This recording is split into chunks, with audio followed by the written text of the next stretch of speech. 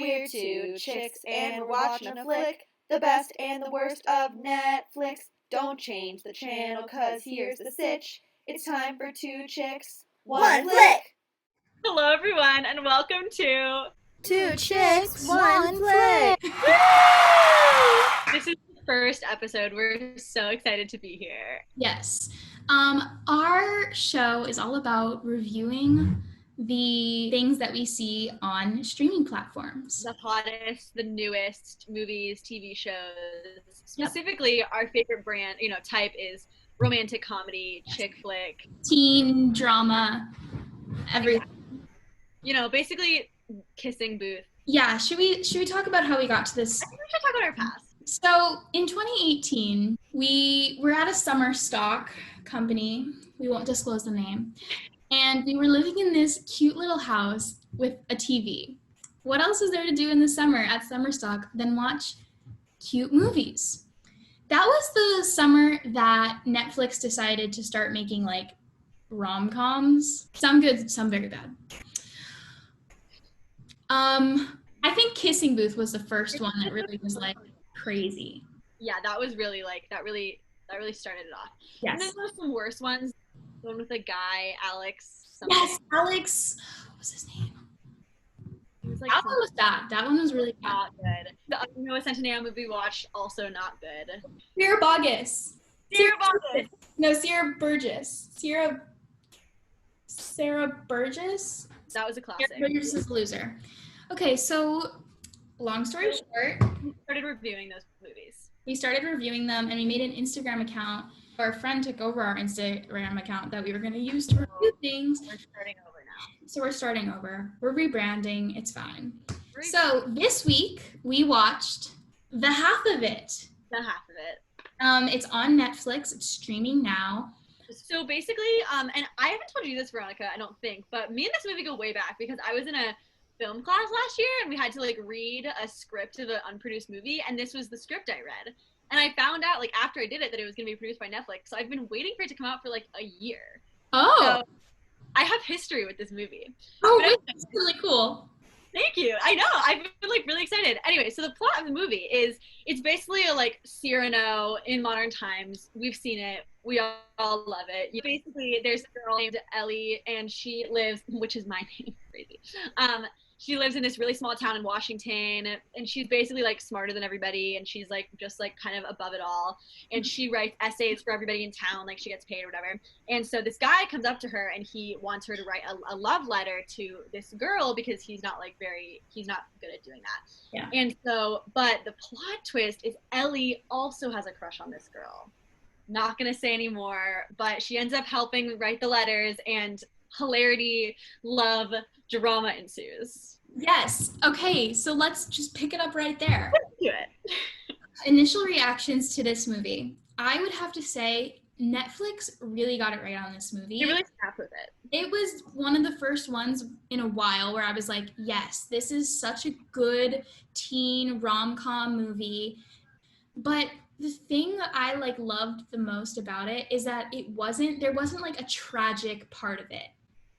It was quiet, but not in a boring way. Not in a boring way, just more in we're just watching the life of this person happen, which I love. Absolutely. I also loved the fact that two things. I think the acting was a lot better than I've seen in a lot of these movies. It wasn't nothing crazy happened, so it wasn't oh my god, Meryl Streep, but it was the way they really went for that kind of quiet. They didn't feel the need to overact or make it this really intense thing, which made it feel like this high school, realistic high school thing. And I also loved that the casting felt very realistic, and I loved that the main girl, who was supposed to be this kind of just normal, she felt like somebody I actually would meet in real life, not this glamorized version of a person who's supposed to be a nerd, you know what I mean? I agree, actually. I think maybe that's why I enjoyed it so much, because even the guy that was the football player, in the beginning of the movie, I was like, okay, he's acting really dumb. I'm not sure how I'm feeling about this. But then it just worked so well. It totally did. And I guess our second point that we'd have to get to is the acting. Yes. Like I said, was very good. I will say Aster bothered me a little bit. Yeah, I get that. She was very like, she was the only person who felt a little tropey to me. Do you know what I mean? Like, Yeah, it I felt also a thought little that cliche. miscast, she looked way too old. She did look older than, significantly older than the other girl. Yeah. That was kind of a mistake because at the end of the movie, Spoiler, skip ahead if you don't like the spoiler. um, at the end of the movie, when Ellie comes back and she's like older and wiser, it's the end of the senior year, they did look the same age to me. Interesting. They like were more on the same page. Yeah, it did though. Like I remember during the scene where they were like in the whatever hot spring, whatever. I remember thinking they don't look the same age, and I didn't really love that. And I was like, this is weird. It's a little weird. Yeah. Also, can we talk about that part? Because I was really confused and I thought Aster knew that it was Ellie when they went to the hot springs. Yeah, that is the one thing I'll say is the whole like who knows, who doesn't, when do people know, like that part confused me a bit because especially like there was a moment when Paul, he was like, how do you like explain that you love somebody? Like, what do I say about her? And Ellie started explaining it and he was like, oh wow, I'm so dumb. And I thought that was him realizing I know. it was into him. And then when it happened again, I was like, oh. Yeah. That was the one thing that I kind of was like, that could have been sorted out. It did work though, because then I was like, okay, he's just dumb again. And then when he went in to kiss her, I was just like, wait, what? That. So do you think that he should have realized it earlier? What do you think? No, I don't think he should have realized it earlier. I think that scene should have been fixed so it didn't seem like he was realizing it. But I think that was the one thing I will say is that I think the pacing in some parts was a little like that thing. Like I kind of like was like maybe that should have been a different part. And also the beginning, I don't know how you felt about this, but it felt like so many things happened so quickly in the beginning. For me, it was a thing where I was like, oh my God, they've already gotten to like the letters and this happening. And then later on, it felt like the whole letters and like learning about her section was like really long. Okay, actually, I do agree with you. They got right to it. They got right to it. And I was like, oh, okay, so it's, okay, interesting. Okay, yeah. When she was like, do you believe in God? To Paul. And he was like, no, of course I do. And she was like, okay. And then he kissed her. I thought that was her being like, oh, this is not him talking, it's Ellie. Because that's why I'm confused. I'm like, did nobody catch on to the fact that Ellie likes Aster, or are they all just like really in their own circle bubble? Okay, here's the thing. I think what would have fixed it, because even reading the script, it was much clearer that it was like a very religious town from the beginning. And I wish that was the thing that had been more set up, because then if that had set up, I think it would have fixed the issue of like, obviously nobody thinks she's like into Aster because that's not even a question. But it wasn't really something that became clear until Paul was like, of course I believe in God. I was like, oh, you do? Like, that was a plot hole. That was definitely a plot hole. Also, what was the guy's name, Trig? When he was like, will you marry me? I was like, what? Like religious or something? I got so confused. Yeah, I think all of those were kind of covered up by the fact that like everybody was so likable. Everyone was very, very likable. There was never a part of the movie where I was like, although we've just been saying like, how did that happen? There was never part of the movie when I was watching it that I was like, wait, how's that happening right now? Like that doesn't seem real. It was enjoyable the whole time. And also something we haven't even talked about is like the queer aspect of the movie and how it was so like subtle. It was so not a thing in a good way. Like in a way where it was like, I loved that it was like, I mean, it was a thing, but it wasn't like this is like a gay movie. It was like, yes, I actually did think that when I was watching it. I was like, oh, this is like just a regular, they didn't have to like make a big deal of it or anything. Right, it wasn't like about her coming out or like it wasn't like this whole drama. Like just how you said it wasn't this like drama. Like, yeah. Like it was about their friendship. Like the big thing was like her and him being friends, which was so cute. I actually loved that it was about their friendship. No. And I didn't even mind that Aster, like, the writing of the letters was cute, right? And like that whole thing was cute, and like seeing how like the mural painting part was really cute.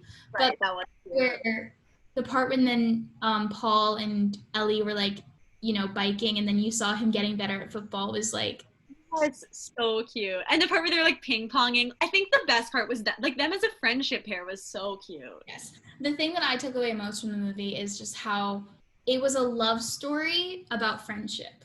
Yeah, which is so nice because you like that's so not.